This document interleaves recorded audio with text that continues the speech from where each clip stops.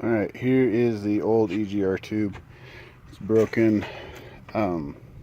Previous owner had this fiberglass exhaust wrap hose clamp to it to muffle it. Didn't really do anything, but anyways, this wasn't too bad to take out. I squared a PB blaster on the two 10mm bolts for the old EGR valve, and squirted it on here probably about once a week while driving it to and from work, letting that soak in. It came apart fairly easy, but this is a Colorado vehicle, so lack of rust might have helped too.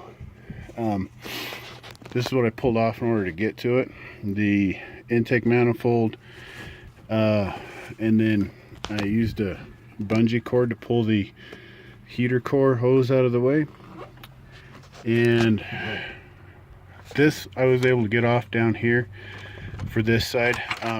It's a 1 16th wrench for both ends of the hose.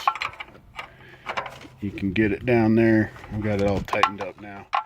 I also moved the pulled off the oil filler tube right here to get me a little more room for my wrench.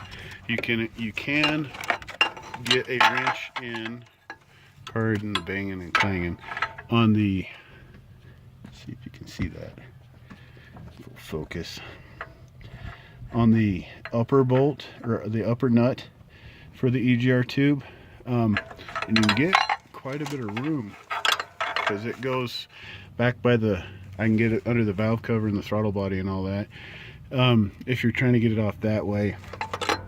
Mine was broken, so I didn't even worry about it. And I wanted to change the EGR tube or EGR valve out as well, just to be done with it. And then to get the valve off, I pulled the intake elbow off. Right, wrong, or indifferent, it's what I did. 1, 2, 3, 4 bolts there, and then there's a 5th bolt here I've still got to put in and get lined up, that I found the hard way, which is why it's kind of tweaked a little bit right now. They don't, from what the dealership's telling me, they don't make this gasket that goes right here anymore. Mine wasn't in terrible shape, so I just put some gasket maker on both sides and put it back in. Hopefully that doesn't bite me in the butt later.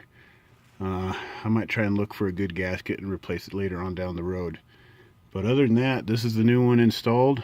I still need to put the 2 hoses on, the 2 stainless nipples down there, and then this should be pretty much wrapped up.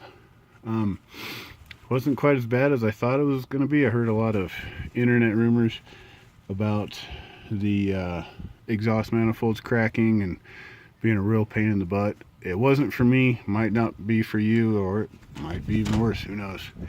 But anyways, good luck. That's what we got going on, and there you go.